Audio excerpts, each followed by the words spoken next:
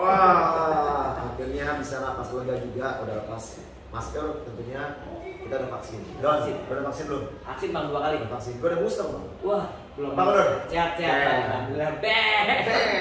Oke, hari ini kita kembali ketemu di BEM Prediction untuk Liga Futsal Pro. Ya, nah hari ini saya nggak sendiri.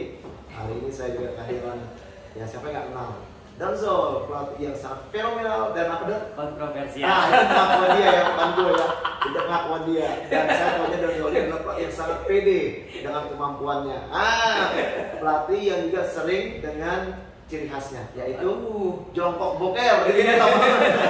Padahal bang itu ada pegel bang. Masa sih? Tapi netizen aja, bola lop yang bola lop yang dia pertama sekali bikin ya postnya lu. Iya, saya juga bingung. Padahal kan saya emang pegel capek banget. Betul. Tapi ngomong kan pegel. Tapi sebenarnya enak juga ngeliatnya. Jadi setiap pelatih punya ciri khas masing-masing dong. Tapi itu pertama sekali awal yang memang itu lu tunjukin. Dan juga pelatih yang memang dari awal juga sangat berani langsung memainkan power play di menit awal babak pertama. Ini dia orangnya. Sebenarnya abang juga pernah melakukan bahkan mungkin lebih awal. Mungkin gua nyontoin lo kali itu. Bedanya saya waktu itu disiarin. Jadi lu jadi yang viralnya di situ. Iya, padahal ya dulu Justin pernah. Malah saya di power play dari awal sama Justin itu siapa ya? Ada penyanyi barat. Jangan sebut-sebut dulu. Nanti kita diprotes dulu. Enggak. Ini jangan. Kameramen ketawa-ketawa. Apa boleh ketawa? Santai dulu. Abang pakai nanya. Oke, pokoknya gini deh. Saya tuh sama-sama dengan Donzo dari awal tuh kita tuh ada di NFC ya. Betul. NFC, tapi saya itu mungkin kloter pertama lah. Ya. Oh iya, pertama. Lalu Donzo naik ke sana dan akhirnya Donzo pernah berkolaborasi juga dengan Mr. J tadi. Yo, Mr. J. Banyak belajar juga, tapi paling tidak emang Mr. J juga mempunyai yang kontribusi lah. Iya, ada influence ke futsal Indonesia di awal-awal. Oke, ya sudah nggak usah terlalu banyak berhistory kan. Iya. Kita hari ini memang ada di sini untuk membahas pertandingan big match di pekan keempat. Yes. Benar ya? Betul. Bukan hanya big match tapi semua pertandingan kita mau coba bahas. Ya, jadi artinya adalah bagaimana arus atas dan arus bawah keseruannya. Terutama kita akan nanti juga bahas tentang salah satu tim yang baru saja meng-kick out Mr. Donzo. Sebenarnya nggak kick out ya. Boleh lah. Saya ini kabur. Oke Don, kita bahas dari awal dulu. Kira-kira menurut lo di match di pekan keempat ini apa yang menjadi tajuknya big match yang bagus lah menurut lo? Ya, ini sebetulnya saya nggak disiarin langsung TV nasional ya. Kita bicara bahwa ada Cosmo FC yang musim ini juga bisa dibilang pemain mudanya udah mulai mateng tuh bang ya kan. Terus lawan Black Steel lagi, juara bertahan. Walaupun menurut pribadi ya bang ya, tanpa si Di Maria itu Black Steel yang sekarang nggak terlalu kuat banget. Di Maria kenapa sih belum datang? Katanya sih cedera atau apa? Cedera ya? Kalau dia masih cedera sih kayaknya. Gitu. Bukan gara-gara sakit perut salah makan. Celele. Tapi tadi benar. Cosmo Black Steel ini tetap akan sangat menarik. Mengingat Black Steel dengan pasukan Pon Papua yang medali emas, ditambah lagi Diego dan juga beberapa pemain tim nasional kayak Evan, lalu Andriansa sama Labagir itu akan menghadapi Cosmo. Kita tahu bang paketan Cosmo itu yang anak mudanya ya. Itu yang ngeri. Ya. Itu yang ngeri. Itu biasa pakai kedua tuh. Ya. Kalau boleh begini Don, ini koreksi gue kalau misalnya ya. Dua tim ini adalah tim memang yang bisa kita juga bilang andalkan untuk bisa meraih juara. Betul. Punya peluang untuk juara untuk di Liga tahun ini. Nah, kalau melihat juga komposisi yang ada sekarang ini kan kayak udah itu regenerasi perpaduan antara pemain muda dan juga pemain yang udah senior di Black Steel, dan mereka nggak terlalu banyak perubahan pemain ya. Artinya memang mereka juga mempunyai satu chemistry yang sudah mereka dapat. Cuma Ikrima cabut ke halus. Betul. Dan pemain-pemain Papua yang menggantikan juga cukup oke tuh bang. Nomor 16 tuh yang tidak. Oke banget. Nah, kalau untuk lihat Cosmo saya setuju bahwa memang Cosmo ini juga dalam pre-season juga mereka juga sangat luar biasa. Kita nonton ya. Jadi menurut saya memang ini adalah partai yang sangat bisa kita katakan layak sebagai partai big match. Menurut Donzo, kira-kira persentasenya berapa persen dan tim mana yang akan keluar sebagai pemenang? Kayaknya kalau saya ya bang, menunjukkan Cosmo unggul tipis. Cosmo unggul tipis? Iya, unggul tipis 51-49. Kalau secara persentase paling skornya tuh kayaknya 1-0, 2-1. Ini karena yang Cosmo tuh punya dua sistem bang. Kalau Apip CS ya Apip, Rizky Satria, Ais main bareng tuh main 4-0 tuh. Iya, Firman main 4-0 tuh bang sama Reza Gunawan. Iya, Reza Gunawan. RG8. RG8. Bakal berani kalau main sama abang main nomor 8. Tapi memang RG8 sekarang lagi produktif ya. Iya. Dalam kita gol sangat produktif. Betul. Dan mereka juga sama-sama menunjukkan kualitas anak muda yang Oh, kita dulu nih dari Roof Air nih. Nah, iya. Oke. Jangan lupa, ini kita sekarang ada di Roof Air Coffee. Iya, betul. Ini tempat ya seberangnya Smable. Smable. Ini tempatnya sangat mantap sekali untuk kongko-kongko. Apalagi bikin konten kayak kita. Betul banget. Ada barbershop juga di sini. Kalau datang kemari kita sebut nama Donzol, Venat bisa Huta Barat dapat diskon. Parah. Kan mereka nggak kenal lagi. Aduh, susah banget. Aduh, kok susah banget. Aman banget. Seruput dulu. Wah, mantap. Nah, balik lagi nih Bang ya, terkait dengan Cosmo. Sedangkan pada saat si Wahid main sama Fahri Reza sama dua flank, kadang-kadang Zaka, kadang-kadang lo main 3-1 tuh Bang. 3-1. Nah, biasanya pakai kecepatan flank sama emang si Wahid kan memang pegang bola kan kuat ya. Jadi mungkin beda sistem tuh kalau misalnya Cosmo, jadi nggak selalu main 4-0, tapi 3-1-nya juga ada. Nah itu perbedaannya. Variasinya ada. Artinya memang sangat diperlukan. Pelatih juga memang harus benar-benar impresif dalam melakukan satu variasi. Betul. Karena apa yang namanya dalam permainan futsal itu ketika kita dapat deadlock ya. Betul. Dalam satu formasi permainan, harus ada plan A, plan B-nya segala macam. Yes, itu dia. Oke. Kalau Donzo bilang keunggulan masih untuk Cosmo ya. Cosmo. Abang gimana tuh? Berapa? 51 51-49. Oh, 51-49. Kalau saya melihat kemungkinannya justru malah 50-50. Oh, oke, 50-50 ya. Yes. Walaupun tipis sebenarnya kayak lu bilang. Nah, kalau melihat itu, kalau saya sih melihatnya memang masalah pengalaman di pemain sekarang. Pemain mudanya Black Steel ini mungkin tidak seperti yang Cosmo. Nggak terlalu matang ya. Belum terlalu matang. Artinya mereka baru jebolan dari PON, tapi mereka memang sudah mendapatkan chemistry. Nah, sekarang tinggal mentality dan juga siapa yang bisa mendapatkan kesempatan untuk memanfaatkan kesempatan tentunya pasti akan bisa menang pertandingan. Itu untuk pertandingan yang super big match. Malah sayang ya nggak disiarin di nasional karena jam 10 pagi Bang. Yes, memang ketagihan. Karena kita tahu juga biasanya kalau secara langsung itu di jam 12 sampai jam 2. Iya. Nah selanjutnya, enggak, downsource. Oke, selanjutnya yang kita bahas adalah apa nih? Duel papan bawah. Papan bawah itu antara Halus FC sama Safin. Nah ini yang sangat menarik. Tunggu. Oke. Kita papan bawah maksudnya kelasnya nih Bang ya? Iya. Bukan dia sementara. Kan memang di papan bawah. Iya. Ini kan masih panjang. Nah, gimana nih? Kalau di Safin, gue pengen tahu. Kenapa Safin langsung? Nggak apa-apa. Kan halus dulu. Loh, iya. Tapi kan lawannya Safin. Nah, karena sekarang di depan muka gue nih orang yang pernah berada di Safin. Jadi wajar dong bertanya ya. Don, saya pergi halus dulu. Oh iya, benar. Yang terakhir lu di Safin. Jadi gini, apa suka duka sebenarnya ketika lu menangani Safin hanya 2 match, terus lu harus dilepas dan juga di 2 match yang sudah tanpa lu juga tetap kalah. Nah, apakah karena kualitasnya? Karena yang dilawan sekarang adalah Halus nih. Kemungkinan nggak nih Halus mendapatkan kemenangan pertamanya nih setelah 4 match mereka kurang beruntung. Nah, gimana nih? Nih, gue klarifikasi dulu Bang ya. Pertama, kita mutual termination. Gue mutual termination sama Safin. Gua mengundurkan diri setelah kekalahan lawan DB Asia tuh gue udah bilang bahwasanya kalau misalnya emang gue kalah lagi pecat gue juga nggak apa-apa, tapi ternyata gak dipecat. Terus hari Kamis tuh gue ya udah gue mengundurkan diri aja karena ada beberapa hal yang memang tidak sesuai dengan menurut gue persiapan sebuah tim Liga Pro. Nah itu yang paling signifikan. Terus terkait dengan tapi kalau misalnya lu berpikir kayak gitu setelah lu menjalani tugas lu, apakah itu masuk akal? Misalnya lu baru berpikir bahwa ya ini persiapannya nggak sesuai dengan harapan lu. Sebetulnya nggak ada masalah dengan persiapan yang seandainya memang menginginkan mereka sadar itu bahwasanya kita nggak persiapan bagus, tapi sayangnya menurut gua kambing hitamnya adalah kayak pelatih dan pemain gitu. Yang menurut gua kan itu udah biasa. Udah Bang, gini Bang, kan kita nggak maksud gini, udah biasa ketika prestasi tidak dapat tunjukkan pasti yang namanya evaluasi ke pelatih atau ke pemain. Iya, sudah biasa. Sebetulnya itu yang biasa, tapi kan maksudnya ada 3 elemen penting, yaitu pelatih, pemain dan manajemen. Manajemen juga harus tanda kutip nih Bang ngaca nih, artinya dari segi persiapan udah bagus belum, dari segi memberikan sarana dan prasarana udah bagus belum, memberikan jatah uji coba udah bagus belum, kayak gitu. Jadi semua kan ya kita nggak bisa, kita kan pelatih Bang, bukan tukang sulap. Ya kita nggak bisa bicara itu aja. Nah, balik lagi ke pertandingan Halus sama Safin. Ini yang menarik. Abang tadi bilang Safin setelah lu ngelepas lu juga 2 pertandingan kalah. Nah, yang gua sebenarnya gini, kalau lawan Kancil BBK gua nggak ada masalah lah kalah. Iya, Kancil juga bagus ya. Kancil bagus, tapi yang gua pikirin tuh lawan Sadakata. Sadakata itu kan gua pernah, Bapak nonton ya pas gua lawan Sadakata. Iya kan? Setidaknya dan menang ya. Menang pun marginnya kalau nggak salah 2 atau 3 gitu. Artinya bukan berarti gue bilang secara matematika harus menang juga, tapi gue udah bilang nih bang, kan pertandingan Safin lawan Kancil dan Safin lawan BBK itu gue udah bilang sama pelatih asisten gue bilang saat itu, ini kita lawan Kancil ini kita mendingan simpen pemain yang emang lawan Sadakata kita ambil 3 poin.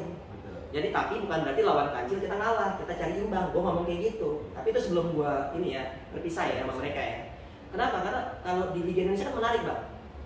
Sabtu Minggu main. Abang pernah jadi pelatih di Liga Pro. Gak enak kan kalau Sabtu kalah tuh pasti itu hari Minggu tuh bete bang.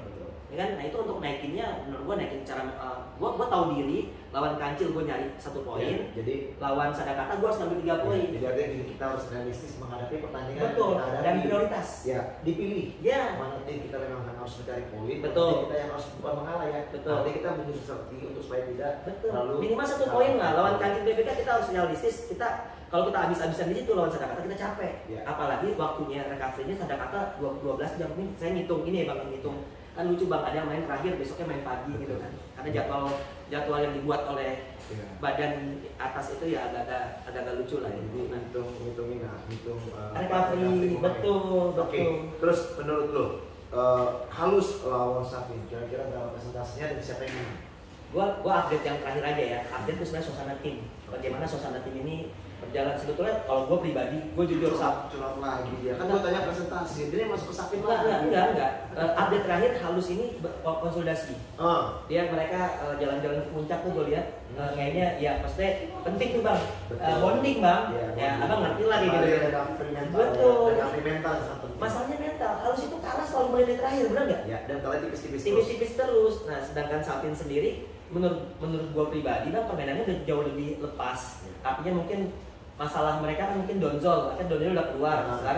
Sekarang udah oke nih, mungkin secara tim, secara permainan, tapi emang konsistensi Don. Kalau gue bilang konsistensi yang masih belum. Ya itu yang keren bang. Gue mau gini, gue gak ada masalah lawan Kancil BBK kalah. Lawan Sadakata kalah yang gue pikirin. Maksud gue tuh tidur bang. Gue tidur tuh capek tuh habis latih pagi. Tidur pas bangun udah kalah. Karena gue pikir saatnya 3 poin Safin itu di lawan Sadakata. Habis itu lawan Halus, lawan Giga. Nah menurut gua tuh harusnya mereka bisa sapu bersih 9 poin. Cuman kali ini Halus yang memperbaiki diri dari bonding, Safin. Nah kalau gua sih, feeling gua sih dua-duanya akan dapat poin tapi imbang. Oh lu imbang? Kalau gua ngeliatnya kemungkinan nyari aman. Nyari aman.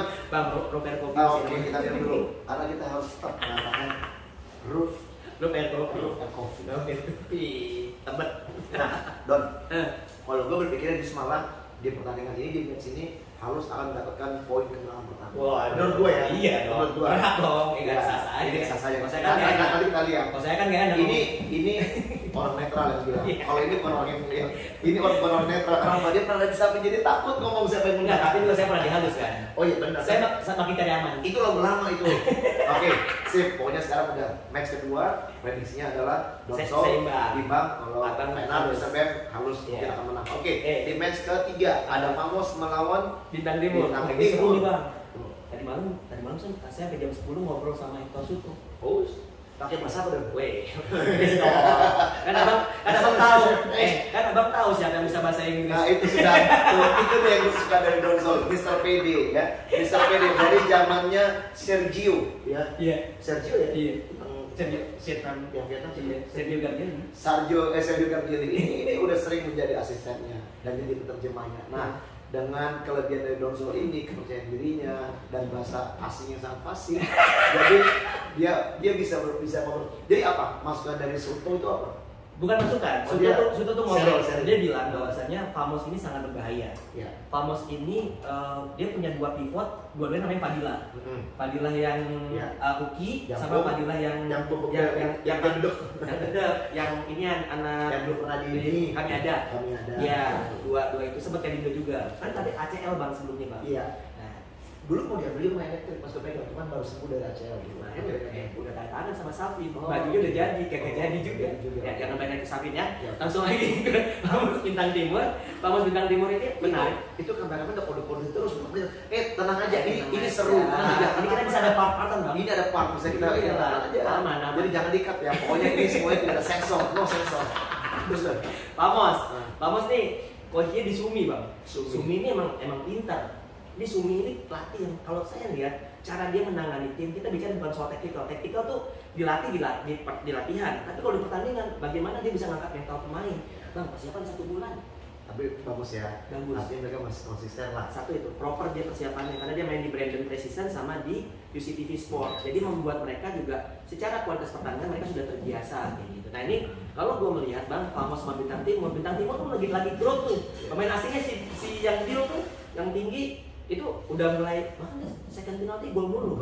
Ya. Iya, makanya gue pikir sih ini pertanyaan. Lu nggak kenal kan pemain yang tinggi namanya siapa kan? Bintang Timur. Siapa kameramen? Pemain yang tinggi kan lu kan suka lu fotonya DM sama dia. Namanya Nuno Gomez. Siapa namanya? Pemain yang tinggi. Neguero siapa? Kalau Neguero yang putih. Ya itu yang itu cuma cedera. Masih cedera juga. Kemungkinan deal yang main cuma 1.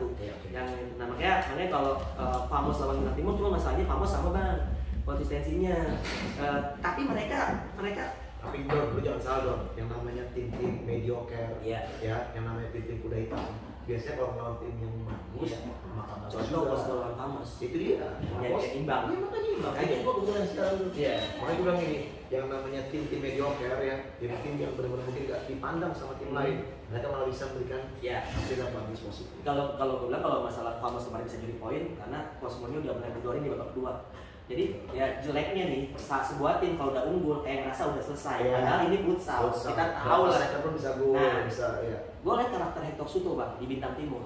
Ini gue bilang nih ya, ini Bintang Timur tahun ini dia uji coba kan jelek Bang. Kita nonton, gue ngomong sama Hector Suto dari malam. Uji coba lo jelek lawan Cosmo bilang gitu. Tapi lu growth banget ya gini-gini. Iya, berarti dia I need time. Dia butuh waktu. Nah ini pelatih asing tuh, abang tahu lah. Kalau pelatih asing detailnya, Bang, bisa dikasih tahu Bang video-video ini Bang. Ya, jadi gini Bang, kalau gue lihat gini, yang namanya karakteristik cara permainan Indonesia dengan Eropa beda. Kalau makanya gue lihat sejauh ini biasanya pelatih yang cocok untuk bisa langsung menangani kultur futsal Indonesia itu paling Asia. Ya kan? Asia lah, Iran, kayak Thailand, kan? Jadi mereka langsung bisa klop. Betul. Tapi kalau Eropa ini sangat sulit. Perlu proses, perlu proses. Bukannya berarti jelek. Adaptasinya ya. Adaptasi. Dan itu nggak cepat. Betul. Tapi Bang, kalau persentase abang tanya, gue tetap milih Bintang Timur 55-45. Kenapa? Karena bukan cuma soal materi pemain, tapi mentality mereka ini udah mulai mulai naik. Dan suasana tim mereka juga udah udah nyetak gol. Betul. Itu kan gak datang kan. Dan sangat diuntungkan adalah mereka banyak banget waktu untuk jeda istirahatnya. Sehingga ada evaluasi dari pelatih bisa mereka dapatkan. Nah, prediksi lu tadi berapa? 55-45. Lu Bintang Timur. Bintang Timur. Iya. Kalau lu menjagoan sama Bintang Timur, enggak 55-45. Tipis ya. Malah 60-40. Woi. Tembak langsung aja. Ini kan apa pernah di Jatim? Enggak juga sih, enggak juga. Enggak. Pasti Mas. Mantap di Jatim. Jadi artinya kita melihat bagaimana kualitas dari pemainannya. Ya kan? Enggak menganggap remeh juga tim dari Famos, tapi kita melihat bagaimana tadi yang lu bilang performa dan juga kolektivitas yang didapat sama Bintang Timur ini bisa menjadi ya betul. Hasil yang bagus. Mereka juga istirahatnya juga bagus. Banyak kan. Terus Giga melawan Sadaka. Nah ini menarik sebetulnya. Sadaka ini memang untungnya dilatih oleh Sayan. Untungnya dilatih oleh Sayan. Emang cocok sama pemain muda. Cocok dengan pemain muda. Kan ada Bang yang speknya nih cocok sama pemain muda, cocok sama yang pemain senior gitu kan segala macam. Sedangkan Giga gua rasa agak berat ya Bang musim ini ya. Kalau mereka nggak melakukan perubahan. Nah, Giga Sadaka Koco dan juga beberapa pemain intinya juga sangat terasa gerbongnya di bawah gitu. Dan Koco tahu pemain-pemain yang wajib dibawa sama dia ke kancil kayak gitu. Giga Sadakata ya jelas gue mengumpulkan Sadakata. Head to head sebenarnya kalau secara pemain gue rasa rata ya. Tapi bagaimana pelatih bisa memanage tim dan Sayan one of the best coach in Indonesia karena pernah juara juga bersama benar kan bahasa Inggrisnya top kan? Ini karena sampingnya Bang Fianjo. One of the best coach in Indonesia. Ya, salah satu yang terbaik. Ada teksnya kalau yang buat yang katro-katro nggak bisa bahasa Inggris. gue enaknya kalau ngobrol, makanya kita harus bikin ini deh Bang, bikin khusus kayaknya deh Bang. Ini kalau nggak kayak gini nih, mungkin enggak, kayaknya kita perlu bikin satu konten khusus untuk bicarakan futsal setiap minggunya. Seru juga tuh ya. Jadi kita ya pokoknya nggak usah yang jaim-jaim, kita berbicara apa adanya. tujuannya adalah untuk perbaikan futsal. Satu yang saya nggak bisa bang, jahit. Ya, itu Mr. PD-nya Don Sol, itu paling gue suka.